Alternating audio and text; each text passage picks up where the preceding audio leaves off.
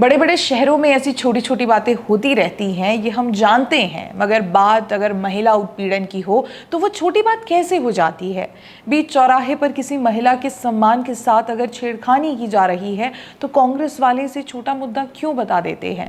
महिलाओं को सम्मान देने में कांग्रेसियों को इतनी तकलीफ क्यों होती है। आइए इस वीडियो में इसी मुद्दे पर बात करते हैं। नमस्कार, मैं हिमांशी, आप देख रहे हैं द पैम्फलेट। खबर ये है कि कर्नाटक के गृह मंत्री जी परमेश्वर ने हाल ही में बेंगलुरु में सामने आए छेड़छाड़ मामले पर पूछे गए सवाल के जवाब में अपराध को नजरअंदाज करते हुए बयान दिया है। उन्होंने कहा, इस तरह की घटनाएं बड़े शहरों में अक्सर होती रहती हैं। Such things happen in big cities. हालांकि उन्होंने आरोपी पर कार्रवाई की भी बात कही, मगर महिला सुरक्षा को लेकर कांग्रेस सरकार का ये रवैया कर्नाटक की महिलाओं की सुरक्षा के लिए खतरा है। आपको बता दें, छेड़खानी की ये घटना 3 अप्रैल 2025 को बीटीएम लेआउट में हुई थी। स्क्रीन पर नजर आ रही इस वीडियो में आप साफ देख सकते हैं कि व्यक्ति एक महिला का पीछा करता हुआ दिखाई दे रहा है, जिसके साथ एक और महिला भी थी। भागने से पहले उसने महिला को पकड़ लिया और उसके साथ छेड़छाड़ की। अब मुझे अपने दर्शकों से जानना है कि क्या ये सच में छोटी बात है। मुझे तो बिल्कुल भी नहीं लगती, मगर कर्नाटक के गृह मंत्री जी परमेश्वर को ये छोटी बात लगती है। और ऐसा भी नहीं है कि ये पहली बार हो रहा है। आपको मैं बता दूं कि 2023 में जब कर्नाटक के उडुपी से विमेन हॉस्टल के बाथरूम से महिलाओं के आपत्तिजनक वीडियो रिकॉर्डिंग का मामला सामने आया था, तब इन्हीं कर्नाटक कांग्रेस के गृह मंत्री जी परमेश्वर ने कहा था that this is not a serious issue, the case is a small issue which the BJP is blowing out of proportion. यानी ये कोई गंभीर मामला नहीं, मगर बीजेपी इसे बड़ा बना रही है। वहां विमेन हॉस्टल में महिलाओं के आपत्तिजनक वीडियो बन गए थे और यहाँ सत्ता में बैठी राज्य के कांग्रेस वालों को ये मुद्दा छोटा ही लगता रहा। ऐसे में मेरे मन में यही सवाल आता है कि कांग्रेस शासित कर्नाटक की सरकार ही अगर महिला सुरक्षा को इस तरह नजरअंदाज करेगी तो राज्य की महिलाएं कैसे सुरक्षित महसूस करेंगी।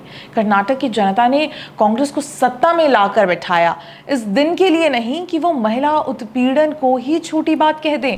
अगर कांग्रेस सत्ता में बैठी है तो क्यों बैठी है। वैसे कांग्रेस का महिलाओं को लेकर इस तरह के कमेंट्स करना पहली बार भी थोड़ी है। ये वही कांग्रेस है जो चुनाव के वक्त एक राज्य में लड़की हूं लड़ सकती हूं के नारे लगाती है केवल और केवल महिला वोट के लिए, और दूसरे राज्य में महिलाओं से जुड़े मुद्दों को नजरअंदाज करने में ही विश्वास रखती है। अब देखिए, यही कर्नाटक कांग्रेस राज्य की महिलाओं के लिए नारी न्याय जैसी गारंटी लेकर आती है, ये दिखाने के लिए कि उनकी सरकार महिलाओं का बेहद सम्मान करती है। मगर हकीकत क्या है ये हम सब जानते हैं। ज्यादा बाहर नहीं जाएंगे, राज्य के ही मुख्यमंत्री को देख लीजिए। कांग्रेस नेता सिद्धारमैया ये पब्लिक के सामने महिलाओं के साथ किस तरह का व्यवहार करते हैं, इन वीडियोस में ही देख लीजिए।